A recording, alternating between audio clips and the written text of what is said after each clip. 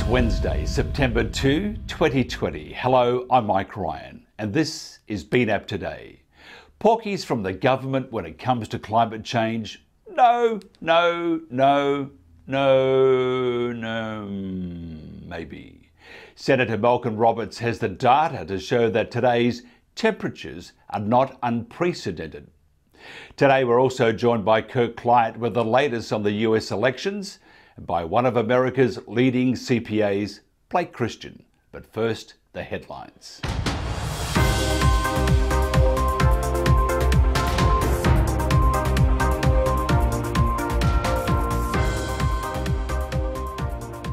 An opportunity may only knock a couple of times. In most states in the US, opportunity zones are an opportunity for a community and for an investor.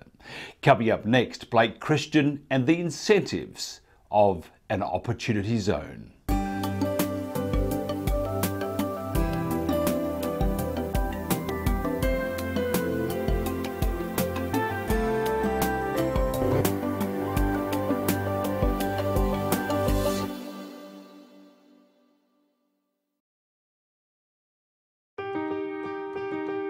As the world faces the challenges of the ongoing COVID-19 pandemic, Lions recognize that kindness matters now more than ever. And Lions and Leos are finding ways to continue to serve our communities, including ordering food delivery for healthcare workers, holding story time for children online, and providing surgical masks to medical professionals and first responders. Empowering us to do more, Lions Clubs International Foundation has provided nearly $2.5 million in grant funding for COVID-19 relief. And that support continues to grow. For more than 100 years, in times of need, Lions always find a way to help those around them. And after we emerge from this, we will be stronger than ever. Visit lionsclubs.org to learn more. Opportunity zones are a powerful investment tool for US investors. The program offers tax benefits for investing in low-income communities through a qualified opportunity fund. Blake Christian, a tax partner at Holthouse, Carlin and Van Trite in Long Beach, California, and Park City in Utah, is leading the firm's efforts in providing tax consulting services for qualified opportunity zones. Blake, great to catch up once again. Great being here, Mike. Tell us about opportunity zones. What are they? So the Opportunity Zone program came into being as part of the 2017 Tax Act. And actually it was designed under the Obama administration, but actually passed Congress during the Trump administration. And so it's actually one of the most bipartisan tax bills that we've had in a few decades, although it has become a little bit politicized over the last 12 months, being an election year here in the U.S.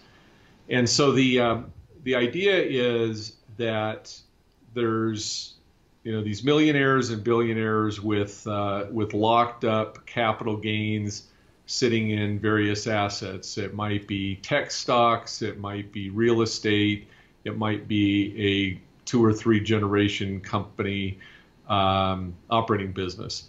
And so the idea is to encourage taxpayers to bite the bullet, generate that capital gain, and the federal government will provide you a benefit in the form of a tax deferral and then ultimately a tax exemption from appreciation on the assets that you reinvest in. The hook in the program is that you have to invest that capital gain into either an operating business in what's called an opportunity zone, or a real estate project in an opportunity zone. And these opportunity zones are defined by census tracts throughout the United States as well as territories of the United States. And there's over 8,700 of them throughout the country. And each governor in each state was allowed to pick the specific census tracts based on criteria that Congress gave them. They were poor neighborhoods, had high incidence of poverty and a few other conditions. So that's how it evolved. And so just running through quickly, if somebody sells an asset for $1 million, has a capital gain, either long-term or short-term, can be any asset, piece of real estate, could be Bitcoin they sold, publicly traded stocks, or a private company. They sell that, they generate the capital gain, and the general rule is you have 180 days to roll that into an opportunity zone fund, and then after it's in the opportunity zone fund, you have a minimum of 55 months or maximum of 55 months at the moment to invest that either in real estate or an operating business. First step, once you roll that, you defer your capital gain until 2026. You pay the tax in 2027, and then let's say that $1 million grows to $3 million, your investment, and you sell it after a 10-year hold.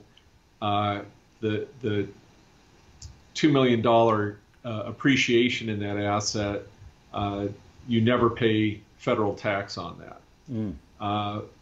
All but 4 states have conformed, and so you'll also get a tax-free treatment on the state side. California, North Carolina, Mississippi, and Massachusetts are the 3 that didn't conform for the most part. A recent Council of Economic Advisors report an estimated $75 billion in private investment has gone into disadvantaged communities in the 2 years since the program was created. Are you surprised at this success? Not at all. And there's a national firm, Novogradac, that has been tracking the amounts going into these various funds, and so I was happy to see the White House number. They did use some extrapolation, but the bottom line is I've formed over 50 funds for clients, and virtually none of the money that's in these funds is in either the White House report or in the Novogradac report, because there's no need for us to report these. Usually the people that are reporting their numbers are those that are trying to raise funds out in the public, and all of my opportunity funds are self-funded by wealthy individuals, and they don't need to go out to the market to generate more contributions. And I think personally the 75 billion is a low number. And the other thing to keep in mind, that's the equity that's been put in these. And these projects, most of them are real estate projects, and so they're going to have usually a 4 or 5 to 1 debt to equity ratio. So the projects that are represented by that 75 billion will be 4 to 5 times larger, because they're going to get debt financing and to do these big projects. What sectors have these funds mainly been directed into, though? So the stats are that probably 85 to 90% are real estate projects. So you've got everything from building office, high rises, at least those were happening pre-COVID, and they're still continuing. You've got hotels, again, another sector that's hard hit by COVID. You've got commercial buildings. I have clients in every facet of real estate doing these. I have a couple of one $3 billion, one $2 billion mixed use projects. I have one that's repurposing a casino to turn that into residential. So just a variety of projects, and I have a number of hotel operators that are building these. But what's unique in my practice actually is about 30% of my projects are operating businesses that are getting tucked into these. And I love, from an economic development standpoint, and I've done economic development for probably about 25 years in my practice, and that's a lot more exciting to me because of the job creation and the sustainability, and I think you make a more long-term impact into these communities with an operating business than you do with a construction project that's kind of short-term job creation. And then, you're going to have people obviously working in those buildings, but I think the multiplier effect is much greater on an operating business. There's substantial tax benefits for investors. What are some of the best examples that you've seen of that really benefit both the community and the investor? Well, I consult for a couple of large counties in California and a couple of cities, and so even these are still on the drawing board, but we're looking at using these as public-private partnerships. One could involve a water treatment plant that's needed and bring in that private money, and obviously the government agency needs that in their city. And then also could be a cogeneration plant to produce electricity. Others that I've seen them used for building new civic centers. It's pretty unlimited, and it's really really opened up a lot of avenues. The other thing, I'm involved in a couple of incubators that were already being formed, but the Opportunity Zone layered in there, the Opportunity Zone program layered in there. It's great for fundraising as well as these companies launch to get that second round of financing, and then we'll move them into Opportunity Zone locations for the long-term benefit. What kind of Opportunity Zone investments then have the greatest potential for post-COVID recovery, besides a winery, of course? Well, yeah, we love that sector. It's a lovely sector, but moving right along to the other sectors. Right. Well, I have clients involved in the pharma business, and that are COVID related. I have another company involved COVID related that will be involved in disinfecting buildings and offices, as well as food establishments. And so there's those are I think very good businesses. I've got one in the city of Baltimore, and it's a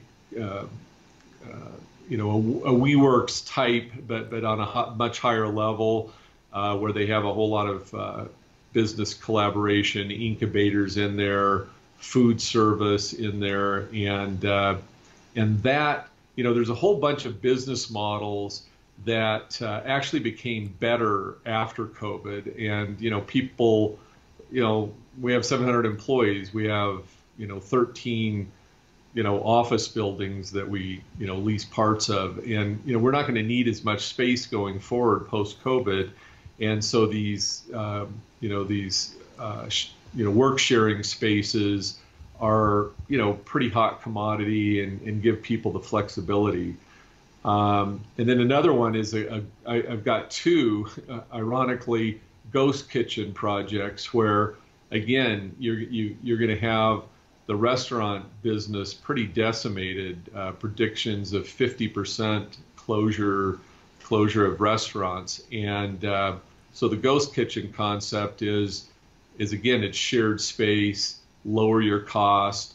Maybe people will use food trucks or Uber Eats or some other system to get the food to the ultimate client. Also, will have rooftop dining, so people that do want do want to eat in, it'll be open air. So a whole bunch of different ways to use the program. And but yeah, we've seen a lot of pivoting in business plans as a result of the COVID impact. How do investors then identify how or where they should invest in opportunity zones? As I would imagine one of the first calls is Blake Christian. I do get a lot of calls. Probably I get more calls from promoters of opportunity zone funds saying, hey, wouldn't your clients be interested in this? The problem with a lot of what I call the public funds that have gone out and raised large sums of money is the fee structures in those opportunity zone funds are often pretty high, and so you have to be very cautious of what their fee structure is. As I said, most of mine are wealthy individuals that have had large exits, and so we control the fees. They just really have their internal costs of running it, and then the outside fees of the attorney and the CPA, and then they're pretty much off to the races, and they can, they're going to keep most of the appreciation. So that's. But I do get calls from individuals, and there's a handful of funds that are quite interesting and have some what I view as some good upside. But there'll be also an interesting secondary market that'll evolve, I think, in the next few years to buy some of these more mature projects that are already in place. If somebody wants to find out more, how would they contact Blake Christian? Right. So the easiest way is through our website, www.hcvt.com, hcvt.com, and that's it. Or just Google Blake Christian and opportunity zones, and you will find me. Now, I wasn't going to do this, but behind the scenes, many things happen in the land of film. Blake, could you please hold up your glass of red? We need to see it because I haven't got one, and I'm very jealous right now. There you are. Okay. That's lovely. And a good red too. A good red. My Carroll Shelby glass with the Cobra on there. That's lovely. Blake Christian, once again, thank you very much. Cheers. Coming up next, we're joined by Australian Senator Malcolm Roberts.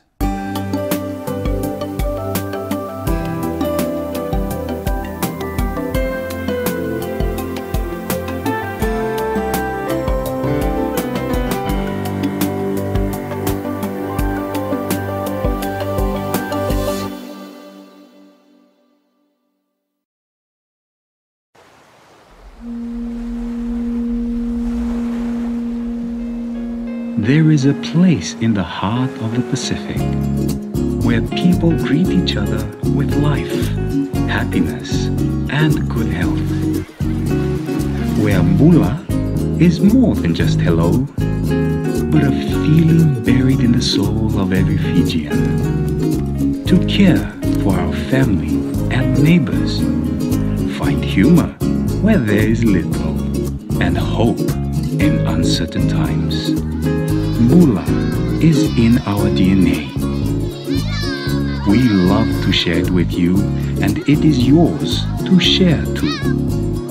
For now, we must be apart, but when you're ready, we'll be here, just like always, waiting to share our home with you again.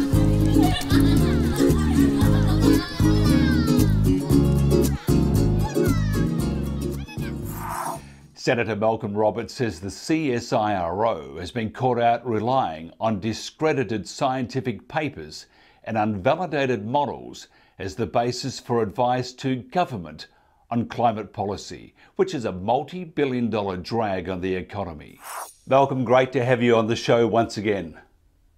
Well, it's a pleasure to be with you again, Mike. Tell us about the cost of Australia's current climate change policies and how they're impacting on Australia. Well, these costs that I'm about to share with you and your viewers are from the government's own data. In fact, they are government's own data. And that means that they're irrefutable. The government used to have these costs available in consolidated form, but you'll see why they no longer make it easy for people to get at it. Each year, just on electricity alone, the cost of climate and renewable energy policies is $13 billion. That works out at $1,300 per household. The government has been telling us that the cost of renewables is only 6% of the electricity bill, the typical electricity bill. The reality is it's 39%, more than 6 times as much. And that cost, the government has said, is $90 a year per electricity bill, typical electricity bill. In fact, the direct costs are $536 a year. The indirect costs, as I've just said, is $1,300 a year. And so what we've seen, in addition, in Spain and other countries, is that for each renewable energy job, 2.2 jobs are lost in the real productive sector. So that's why we're having so much trouble in this country, and that's why we've gone from being the lowest cost electricity in the world to now amongst the highest. We export our clean, high efficiency coal to China, India, and Asia, and they generate electricity using our coal and sell it at 8 cents a kilowatt hour. We buy it here in Australia from the same coal at 25 cents a kilowatt hour, 3 times as much because of the costs of all the regulations and rubbish that government has put on us about climate and renewable policies. The CSIRO is our main scientific organisation, which is paid for by the government here in Australia. So for those overseas wondering what we're talking about next, you have some serious concerns about the advice the CSIRO, our main scientific body, has given to Parliament and the community over the years, advice that formed the basis of Australian climate change policies. Now, what are your most serious concerns, Malcolm? Well, the most serious concerns, I'll read from extract from my report. First of all, the CSIRO has admitted in our cross-examination of it, we asked them to give us, Mike, 4 presentations in the course of 2 years. And in the course of those presentations, we cross-examined them. We're the only people anywhere in the world to cross-examine a government agency on a sustained basis. And the CSIRO admitted during our cross-examination that today's temperatures are not unprecedented. Yet global warming is the basis for climate change, and global warming said that we were facing unprecedented temperatures. Today's temperatures are not unprecedented. The second thing is that ultimately, the CSIRO has no empirical scientific evidence proving that carbon dioxide from human activity affects climate and needs to be cut. None. They cannot provide the necessary data in a structured scientific framework. What they end up relying upon always is the unvalidated computer models. These have been proven wrong. In fact, in terms of the upper troposphere, the models predicted a warming and a drying of the upper troposphere, warming and a moistening of the upper troposphere. The reverse has happened. And they don't understand so many aspects of climate, so many climate factors, and yet they're making policies based on this rubbish coming out of these models. That's the second thing. So there's no basis for policy. The third is that they're allowing politicians to misrepresent the CSIRO without correction. So we said to the CSIRO, what, if anything, is dangerous about carbon dioxide from human activity? And they said, we would never use the word danger. We never have and never will. And so we said, well, who's used that term? Because that's what politicians tell us. And they said, well, you better ask the politicians. So the CSIRO has never advised anyone that carbon dioxide from human activity is a danger and needs to be cut. They leave that to the politicians. And this is the final, I've got 10 key points, but I'll give you this one now in terms of moving on effectively. The CSIRO has never quantified any effect, any specific impact from human carbon dioxide. They have not even attributed 1/100th of a degree temperature rise to carbon dioxide from human activity. And that is no basis for policy. When we have policy, especially policy that's going to cost us trillions of dollars, Mike, we need to know what is the impact of what we're doing, what is the problem, in other words, and then what is the solution. We need to then cost the alternatives And then we need to measure the implementation to see how we're going. Impossible to do any of those three. The whole thing is based on a sham. It's, I mean, I've got to ask you something a bit left field here. One, it's not for a politician to tell a porky, so we hear lots of porkies. But what is even more alarming is there's no accountability. The media just rolls along with it too. So in your humble opinion, which is worse, the porky from the politician or the lack of information or misinformation coming from the media? Well, the porky from the politician is far worse, because people know that the media exaggerates, has an agenda, tries to sell scary stories with headlines. But the politicians, they trust. Now, we all know that people don't trust politicians. But when push comes to shove in Australia, we tend to go with what the political leaders tell us. And that's flawed, because the problem with the political arena these days, Mike, is that most of the politicians, all of the politicians, except for myself and Dennis Jensen used to be in politics, they don't understand the science. They could not have the conversation that I can have with the CSIRO, not one of them. Well, maybe Gerard Rennick could from the Liberal Party, and Craig Kelly can with the Bureau of Meteorology. But and they both don't believe this nonsense. But the politicians will swallow just about anything. I've made a list of about 17 different things that the media and alarmists use to deviate the conversation away from science. And what I call those things as aspects that people use instead of science. And that's what you'll see coming out of the mouths of politicians. And the lay people around the country think that the politicians are talking science. They're not. They're talking rubbish. Mm. And so what happens is the politicians have far more impact than the media, because people think that the politicians are credible and have been advised. They have not been advised. They're just lying. All right, back to the CSIRO. So what are the implications of this for Australia and our obligations to the Paris Agreement? Well, we're going to be decimated economically, because we cannot afford to continue with these policies. And now that we know there's no basis for them, Mike, the most significant impact that's driven human progress in the last 170 years of industrialization. And think how far we've come in just 170 years. Hundreds of thousands of years in the past, and we got to just a point where we were living a rural lifestyle with minimal manufacturing. Now look at where we are. And so that has been made possible because of cheap energy. And the single trend that's driven it is an ever-decreasing real cost of electricity and energy. In real terms, the costs have always gone down. When the cost of energy goes down, the productivity of a society increases. When the society productivity increases, wealth increases, prosperity increases. We have got more flexibility, more options, more choice, more security, more comfort, more ease. What's happened in this country in the last 20 years is a doubling of electricity prices. So we've reversed the trend, and it's been done despite technology improvements that would have led to an ever-decreasing cost of electricity and energy. And we've done it instead we've increased it because of regulations and stupidity from government. And it started with Bob Hawke. It was put on steroids with John Howard, and then turbocharged with Kevin Rudd and Julia Gillard. And Malcolm Turnbull has ramped it up again. And now we've got Scott Morrison, who denies that there's anything wrong. And so these people are living in pixie land. But the consequences are that we will be decimating our economy. We will make it uneconomic. We've already shipped a lot of our manufacturing overseas, which has made us dependent on overseas countries, which has removed our economic security, our economic sovereignty. It's hammered our economic resilience and our productive capacity. Agriculture, we've got a drought. We had a drought until recently, and lots of Queensland still in drought.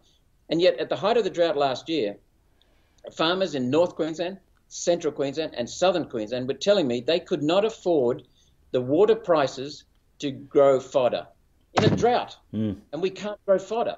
I mean, this is ridiculous. We're crippling our food supply with this stupidity. So it also means that we are beholden to the United Nations agreements, the Lima Declaration, the Rio Declaration, the Kyoto Protocol, and the Paris Agreement. Donald Trump has shown us the way we need to pull out of all of these things. And Donald Trump has shown us the way of pulling out of Paris. We need to do the same. What do your findings mean for other countries in our region then, Malcolm? Well, it mightn't be nice in terms of what our country has to say, has to hear, but we're going to go down economically and we'll be less competitive. And I think also there's a potential for being less stable and destabilized. Both the tired old parties, the Liberal Party and the Liberal National Party and the Labor Party, are split on this climate issue. We've had, in the course of 6 years, 6 prime ministers, the last 6 prime ministers have all been dumped in large measure due to climate policies, because there's a significant split in the Labor Party and a significant split in the Liberal Nationals.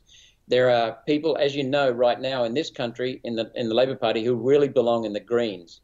And there are people in the Labor Party who came from the old Labor Party and want to protect the workers. And they're having an almighty tussle right now. And there's even talk of Joel Fitzgibbon putting on a threat to a challenge to Anthony Albanese.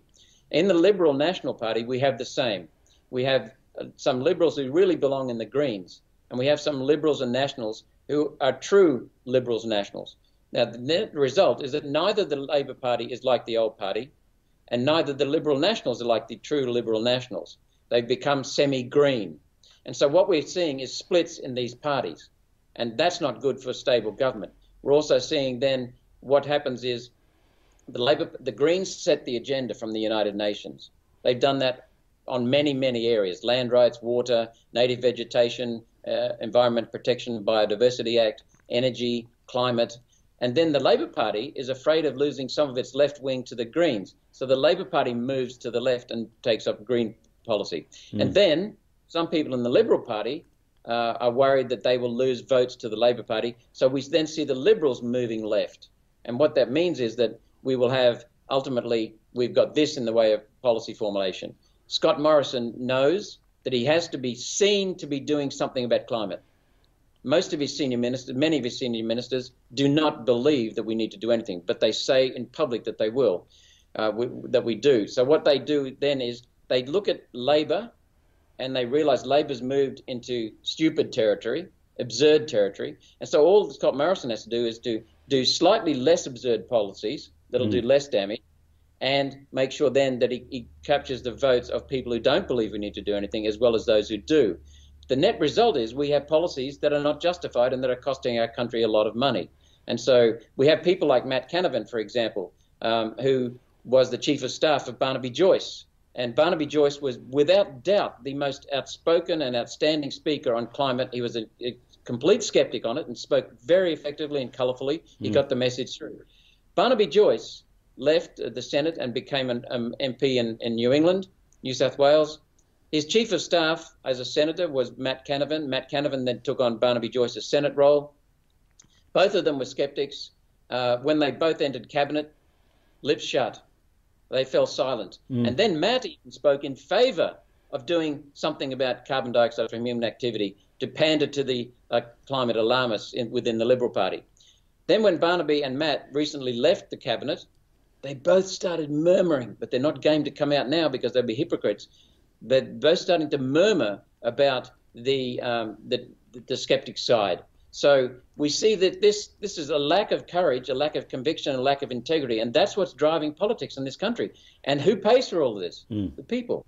Just to get back to the truth, and as Jack Nicholson said, you can't handle the truth. So maybe that's part of it. And we're all a bit in cotton wool at the moment, and don't know what's going to happen. COVID, climate change. We might all just freeze to death because it's getting colder, not warmer. Who knows? Malcolm Roberts, Senator Malcolm Roberts, thank you very much. You're welcome, Mike. Thank you for having me. Got a question for you. Who's leading the race in the US election? And who's ready to place a bet on Donald Trump or Joe Biden? From the city that just loves to bet, Kirk Clyatt is next.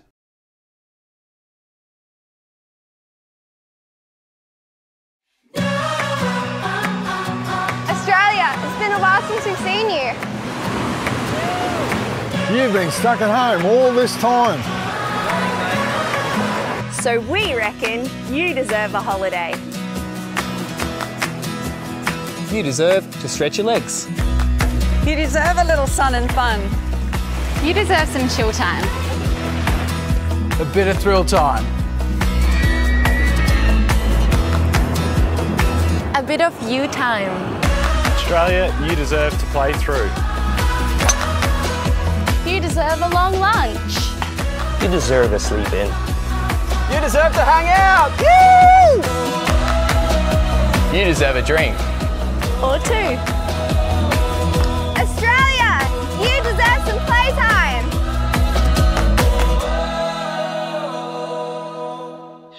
Well, it's all happening, as they would say, in Las Vegas, Elvis Land, and from Elvis Land, or otherwise known as Las Vegas, is the Elvis impersonator of way back. It's Kirk Clyatt. Kirk, how are you? I am fine, Mike. One of the few things I haven't done is be an Elvis impersonator. And, you know, in this crazy upside-down, topsy-turvy world that we've got going on, Vegas, in some ways, is still thriving. Now, convention visitors, they're out of here. About a fourth of the visitors we've normally had, and that's all drive-in traffic. You still get a backup on I-15, the road going to Southern California, Los Angeles on the weekends. But what we are seeing is we're seeing real estate prices here remain very stable. It's a hot market, and one of the reasons is people view Las Vegas as a place they can escape to. If you're going to work from home, it's a great place to work from home. It's been an amazingly hot summer. Every day since July the 1st, we have had a high of at least 100 Fahrenheit. Today, slightly cooler. It's only about 99 Fahrenheit, about 37 Celsius. But people are coming here to get away from the high prices in places like San Francisco and Los Angeles, because all the amenities and all the things that made LA and San Francisco special for right now, they're out of here. So surprisingly, here we are months and months into this pandemic. Much of Vegas still shut down the way it was, say, in 2019. It's not coming back anytime soon. I was talking to some people and I was saying maybe 2022, and they're saying no, that's way too optimistic. We're probably, the general consensus is, of course, I'm a cheerleader for Las Vegas and Southern Nevada, so I'd like to see it sooner. But the general consensus is Vegas won't be back until probably 2024, 2025. That's a long time away. And as we get older, our time gets less. So maybe Mexico. Now, speaking of the heat, the polls are heating up. Donald versus Joe. Now, the narrowing, what's the latest poll saying about the candidates? I see that Donald is getting closer and closer. Well, there's some polls that show that in Georgia, for instance, which is a key battleground state. New poll from WSB Television Atlanta shows Donald with a lead there. But I was just taking a look at an aggregate of all the polls from the last few presidential elections. And to give you an idea, back in 2012, when Romney, the senator now from Utah, was running against Barack Obama, 63 days out, he actually had a slight lead in the polls. And, you know, that didn't work out, of course, for Mitt Romney, losing the election to Barack Obama. He had a 0.5% lead. At this point, everybody talks about 2016 and how Hillary was a sure thing, definitely going to win in 2016. Well, at this point, she was only up by 2.6% in the polls.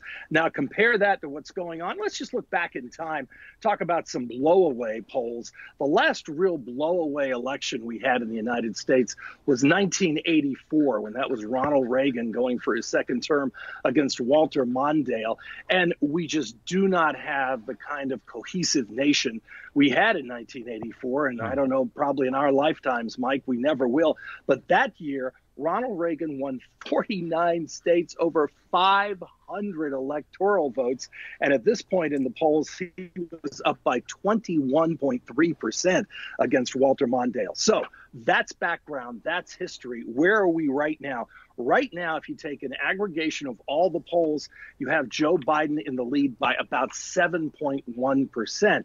But of course, as you know, here in the United States, it's not one man, one vote.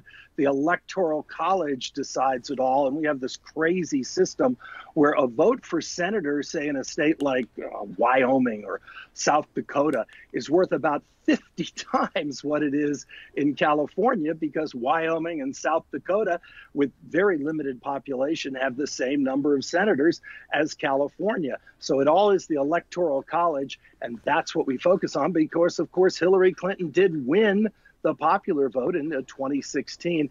And right now, it still is well in Joe Biden's favor. But the next 60 days, I would say, would be the most important 60 days probably in the history of the United States since the Battle of Antietam during the Civil War. Now, Trump's making law and order an issue. Will this hurt Joe and the Democrats? Well, this is one of those crazy things because Trump is trying to say this is the way it's going to be if Joe Biden is president. Let me check here, Mike. Who's president now? Is that Joe Biden? Is it Barack Obama? No, it's Super Donald. It's Super Donald. Donald is president. So isn't he the one who's in control right now of law and order? Oh, I was just taking a quick look at a list of some of his key campaign advisors who were involved in the administration. Let's see, Steve Bannon, Paul Manafort, Rick Gates, Michael Cohen, Michael Flynn, Roger Stone, George Papadopoulos, just to name a few. Oh, those are all convicted felons from the law and order candidates. No, but let me ask you this though: the majority of states where the anti-law and order issues are rights, all that sort of stuff, or the good family stuff, wouldn't they be in the Democrat-run states or cities? What you're seeing right now is you're seeing a lot of stuff that you saw. Actually, if you look back into history and look at the rise and fall of the Third Reich, which is an amazing book, you're seeing some of the things that look very reminiscent of the Weimar Republic when you had the Nazis go into more progressive areas of Germany, have demonstrations and say, oh, only we can control it. It's interesting, though, the Nazis, they really never won an election. They just took over power. So we're kind of seeing the same thing happen here. Portland, a very progressive city. And you look at that truck convoy that went in over the weekend. What does that look a lot like? That looks a lot like what we've seen coming out of the Middle East a few years ago in some of those ISIS truck convoys. And then at his press conference, you have Donald Trump justifying paintballs, saying they aren't bullets.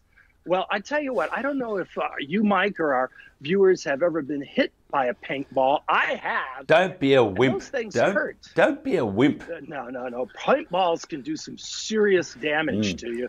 And to claim that that is not violent and that is a peaceful protest is just, in my view, psychotic. And then you have his interview with Laura Ingraham where he's talking about Antifa flying on commercial jets, all dressed in black. What? And the people controlling Joe Biden.